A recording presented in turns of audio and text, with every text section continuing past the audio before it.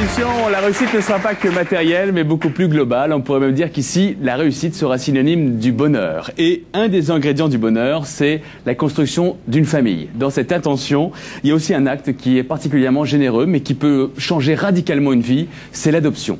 Le sujet aujourd'hui, c'est de savoir comment réussir une adoption, comment traverser le chemin de croix de l'agrément, l'accueil de l'enfant dans sa famille, quel est l'impact sur l'enfant et la famille adoptive d'une telle rencontre et comment surtout gérer un tel changement de vie. Pourquoi faut-il réformer le système de l'adoption en France? Voilà des questions auxquelles mes invités vont tenter de répondre autour de Jean-Marie Colombani, Anne Daoud-Traxel, Janice Perret, Anne Maslow-Astruc et Christine Topiak. Applaudissements pour ces invités.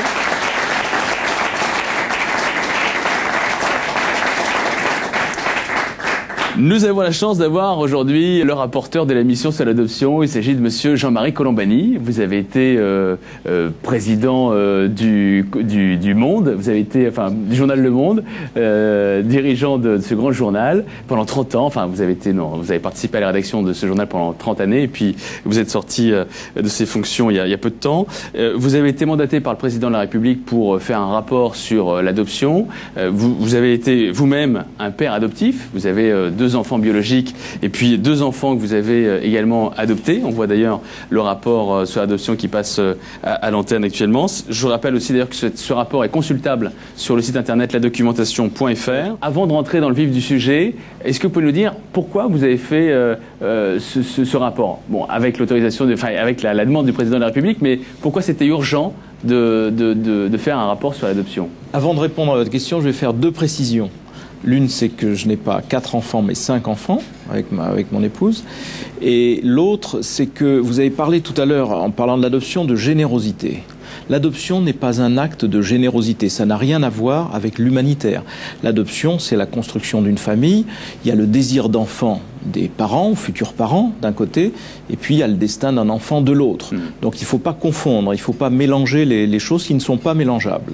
Donc l'adoption, c'est la construction d'une famille. Mais est-ce que c'est pas un acte généreux et foncièrement humaniste que d'aller adopter un enfant orphelin, délaissé, abandonné? Faire naître un enfant, quand vous avez un enfant biologique, ça n'a rien d'un acte généreux, c'est un acte naturel, normal. Oui. Et l'adoption rentre dans le cadre d'un moyen de construire une famille, pour autant qu'on considère que la famille ne soit pas exclusivement biologique.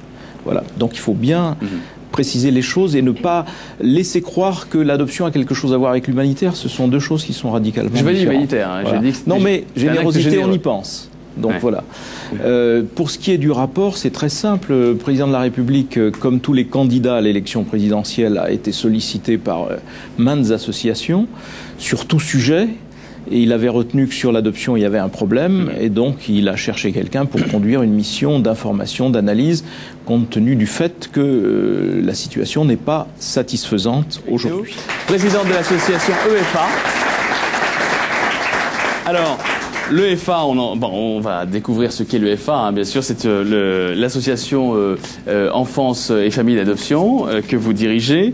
Alors, Janice, vous êtes également une maman adoptive d'un petit Joaquin qui est d'origine du Mali et vous allez nous expliquer dans quelles conditions vous avez pu réaliser cette adoption. Je précise également que vous avez adopté cet enfant il y a déjà 13 ans et qu'à l'époque il avait 2 ans.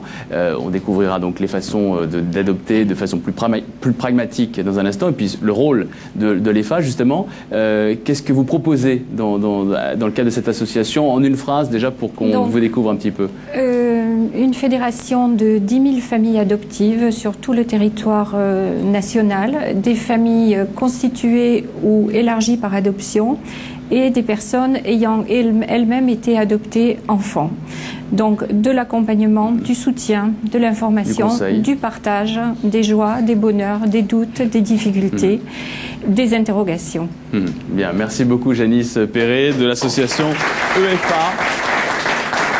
Christine Topiak, bienvenue Christine. Vous êtes aussi une maman adoptive et puis vous avez adopté une petite Lou qui est chinoise et que vous avez accueillie dans votre famille il y a déjà 3 ans.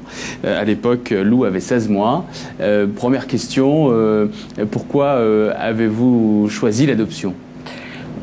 Assez naturellement, mais bon, c'est vrai qu'on n'a pas pu avoir d'enfant biologique Et pour nous, c'était assez naturel de se tourner vers l'adoption. Et donc avec l'adoption de Lou en Chine, il y a un peu plus de 3 ans maintenant.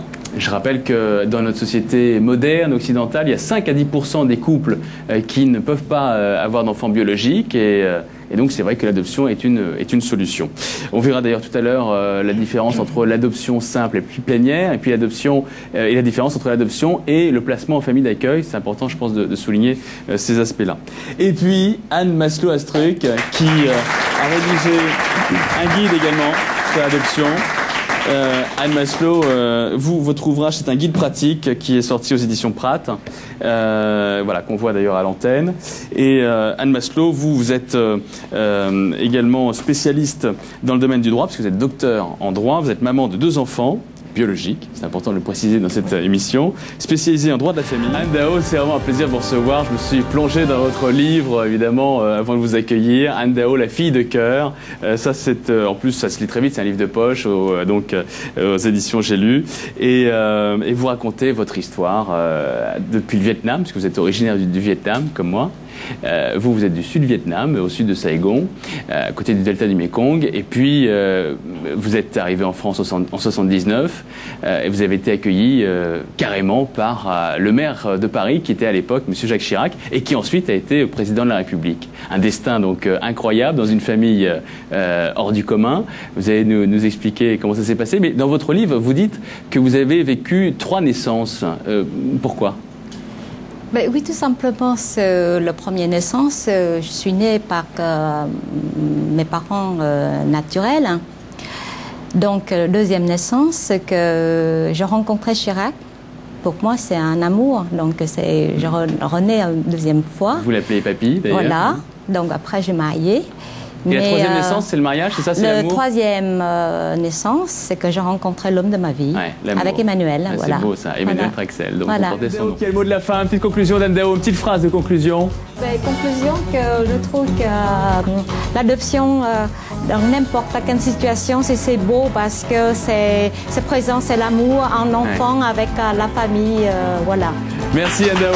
Allez, je voudrais vous remercier d'avoir suivi notre émission aujourd'hui. Je profite du moment qu'il me reste pour dire merci, un grand merci à toute l'équipe technique, notamment à Bruno Casanova qui mène la régie d'une bonne bête avec sa script, Frédéric, tous les techniciens, les opérateurs magnéto, vidéo, les cadreurs, les ingénieurs du son. Merci à vous pour votre soutien, chef de plateau également, David.